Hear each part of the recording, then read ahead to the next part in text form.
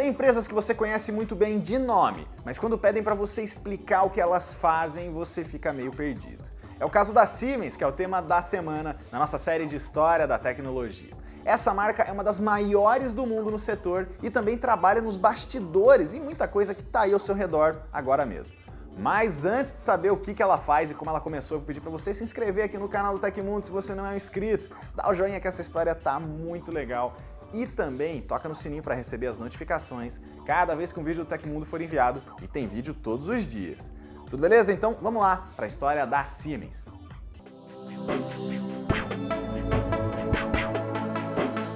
A Siemens foi fundada em 1º de outubro de 1847 em Berlim. O inventor Werner von Siemens convenceu o colega Johann Georg Hausk a financiar um novo telégrafo, que usava ponteiros para indicar as letras em vez de código Morse. 11 dias depois nasceu uma pequena oficina, a Telegrafen Bauanstalt von Siemens e Hausk. Um ano depois, ela assina um grande contrato para instalar a primeira linha telegráfica de longa distância em toda a Europa, entre Berlim e Frankfurt, na Alemanha. Na década de 1850, ela já abre um escritório em Londres, comandado por outro Siemens, o William, e estabelece várias linhas de comunicação na Rússia, sob o comando de um terceiro irmão, o Karl Heinrich. Em 1866, o Werner descobre o princípio do dínamo, um precursor do gerador elétrico que era econômico e não precisava de ímãs permanentes. Ele foi rápido, patenteou a ideia e começou a fabricação. Isso fez a Siemens ganhar ainda mais moral na época e possibilitou o desenvolvimento de energia elétrica e de maquinário industrial em toda a Europa. Em 1879, a marca revela o primeiro trem elétrico para passageiros em Berlim. E também forneceu a estrutura da primeira iluminação elétrica de ruas em todo o mundo, na cidade inglesa de Godalming, em 1881. O Werner se aposentou em 1890, deixando tudo para o Karl e para os seus filhos. Ele morreu 2 anos depois, deixando a empresa com mais de 6.000 funcionários e já muito prestígio. No fim do século XIX, a Siemens começa a vender ações e em 1903 forma uma parceria com a empresa de maquinário pesado EAG, sigla desse nome aí que eu não vou nem tentar falar. O resultado é uma ramificação, a Siemens-Schuckert. Já em 1914, ela inaugura a fábrica Siemensstadt, ou Cidade Siemens, nos arredores de Berlim. Essa super fábrica foi ganhando residências por perto e hoje é uma pequena localidade oficial mesmo, parte da capital alemã. Durante a Primeira Guerra Mundial, a Siemens participou como fabricante de armamentos, de materiais de comunicação e até aviões bimotor. Por ser alemã, ela sofreu com a derrota do país e o Tratado de Versalhes, que impôs várias limitações na economia do país. Aí o jeito foi buscar outras áreas. Em 1919, nasce a fabricante de lâmpadas elétricas Osram. A Siemens também fica famosa por inaugurar em 29 a primeira hidrelétrica da Irlanda, que tem esse nome esquisito aí que eu também não vou tentar falar, com um design adotado em todo o mundo. Já em 32, ela absorve a rival Heiniger, Geberit e Shaw, RGS, e forma a divisão de equipamentos médicos, Siemens Heiniger Werk. Aí a gente chega na época do nazismo na Alemanha, uma parte bem complicada dessa história.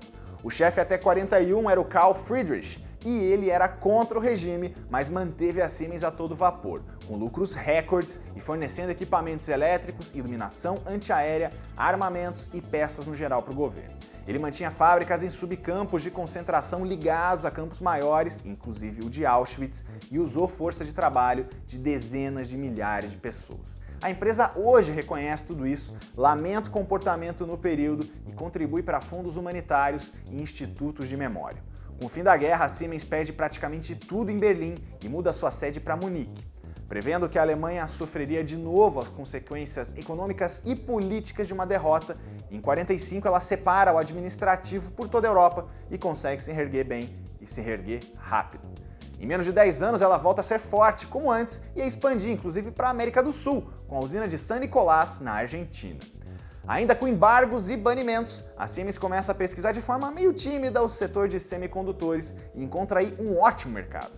Em 1953, ela produz silício ultra puro para componentes de chips. Nas décadas seguintes, ela ainda apresentaria novidades em termos de chips de memória DRAM, em parceria com a Philips, no projeto Mega, e em 99, o primeiro chip de memória de 1 gigabit com a Toshiba, marcas que já tiveram a sua história contada aqui no canal. A década também serve para a Siemens começar a fabricação de computadores, incluindo o primeiro transistorizado em massa, que se chamava 2002 e saiu em 57. No ano seguinte, começa uma das linhas mais bem-sucedidas da empresa, os controladores da linha Simatic, que viraram referência na indústria da automação. É mais ou menos nessa época que ela decide retomar os seus esforços no setor de bens domésticos, com máquinas de lavar, rádios, aparelhos de som, gravadores de fita cassete, TVs e geladeiras, com uma filial só para isso. Nos anos 60, ela até se aliou com a Bosch numa parceria de peso. Como destaque dá para citar o primeiro aspirador de pó dela, em 1906, a lavadora Protos Turbo, de 28, e o AquaStop System, de 85, que previne vazamentos. Ela também foi importante na indústria de cooktops, tem ainda a linha IQ700 de fornos e lava-louças, famosos por oferecer Wi-Fi e funções de internet das coisas em 2014, quando a gente não falava muito disso. Outros pioneiros da Siemens incluem o rádio D-Zug, de 24, e a câmera Siemens D, de 36. É muito produto, infelizmente, não dá para citar tudo.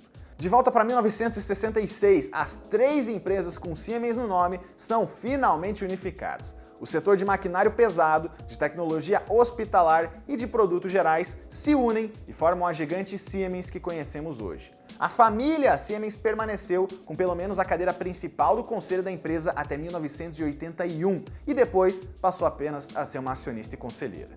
E ela entra forte em telefonia nesse período também, viu? Ela já tinha lançado aparelhos telefônicos, mas em 62 ganhou destaque por comandar a primeira central eletrônica da área na Alemanha.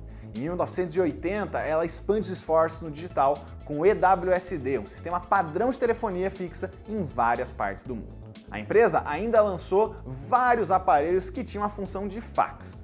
E o lado mobile? Bom, ela não é exatamente um grande destaque no setor, mas deixou a sua marca, você deve lembrar de algum aparelho da Siemens por aí. O primeiro celular dela foi o Mobile Telephone C1 de 85. O primeiro com tela colorida no mundo veio em 97 e é dela, o Siemens S10. O clássico A50, que é muito lembrado no Brasil, e o modelo M55 foram bem comercialmente. O SL10 tinha um design diferenciado com slider, enquanto o SL45 tinha funções de MP3 player. Tem ainda a linha fashion bizarra Xelibre, o SX1 com Symbian e o SXG75, um dos primeiros a popularizar o GPS. Esses talvez os últimos sucessos da marca. Em 2005, a divisão mobile foi vendida para a Bank e alguns modelos saíram com o nome das duas marcas juntas, mas a filial alemã da Bank declarou falência logo depois. Em 2001, ela apresentou ainda o computador portátil com touchscreen SimPad. Voltando para 1990, a Siemens compra a Nixdorf e forma a divisão SNI de computadores pessoais, que durou até 98, quando foi incorporada de novo pela empresa e depois vendida para a Fujitsu. E olha, ela encheu o carrinho nessa década com a divisão de sistemas industriais da Texas Instruments, a parte da IBM na parceria de home de telefonia e o setor de energia elétrica da Westinghouse. Em 2001, até a brasileira Chemtech foi incorporada. E a empresa lançou ideias bem ousadas nos anos 90, viu? Tem o neurocomputador Synapse 1 de 92, que era o mais rápido da época em termos de aprendizado e cálculo. O Civit de 1996 era um aparelho que funcionava por gestos em uma projeção feita em qualquer superfície, uma tecnologia que veio muitos anos depois. Já em 2006, a empresa se envolve em um escândalo de corrupção, de pagamento de propina em vários cantos do mundo, levando à renúncia do presidente Klaus Kleinfeld. Foi uma época complicada para a marca e ela se desfez aí de várias indústrias nesses anos. E a fase era tão ruim que ela ainda foi o alvo principal do vírus Stuxnet, aquele que atacou controladores de usinas nucleares do Irã em 2010. Nos últimos anos, ela voltou a crescer, mas bem mais discreta no mercado consumidor e preferindo ficar nos bastidores. A história da Siemens no Brasil é uma das mais antigas que a gente já contou por aqui. Isso porque ela começa em 1867, quando ela instala a primeira grande linha telegráfica do Brasil entre a casa do imperador Dom Pedro II no Rio e a cidade gaúcha de Rio Grande. Tem ainda o primeiro cabo submarino da América do Sul entre o Rio e a foz do rio Chuí. Mas a Siemens só chega oficialmente ao país em 1905, como a primeira multinacional de eletroeletrônica no país. E a partir daí, é um pioneirismo atrás do outro no Brasil. Ela foi a primeira com uma central diesel-elétrica no Teatro Municipal em 1909, uma central telefônica automática em 1922 em Porto Alegre, um aparelho de raio-x no país em 36, uma fábrica de transformadores em 39, uma turbina a vapor em 55 e o primeiro rotor dos 18 geradores da usina de Itaipu em 83. E ela ainda é dona da maior planta integrada de equipamentos para energia em toda a América do Sul, em Jundiaí. A empresa ainda conta com um centro de montagem de trens, uma fábrica de equipamentos de diagnóstico por imagem e parques eólicos aqui no nosso território.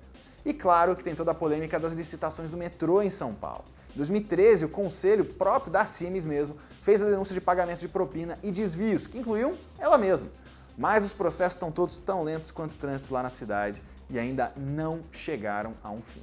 Atualmente, a Siemens mantém divisões bem variadas. A parte médica é bem forte, envolve diagnóstico de ultrassom, equipamentos de raio-x, tomografia e ressonância magnética, marca-passo e até aceleradores de partículas, como o Betatron.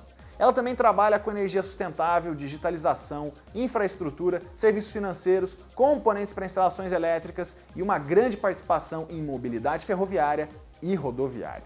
E essa é a história da Siemens, uma empresa de estrutura e serviço que está em mais de 190 países, tem mais de 63 mil patentes e está presente em lugares que você nem imagina, ajudando as coisas a funcionarem direito. Se você quiser ver a história de uma empresa, de um produto ou de um serviço contado aqui no canal, deixa o seu comentário que você sabe que a gente lê. Confere a playlist do História da Tecnologia aqui no canal Tecmundo para saber se aquela história que você tanto quer ver contada a gente já não falou. Eu vou pedir de novo para você se inscrever aqui no canal Tecmundo se você não é inscrito, dá aquele like maroto no vídeo e também toca no sininho para assinar e receber as notificações cada vez que um vídeo novo for enviado. Até a próxima!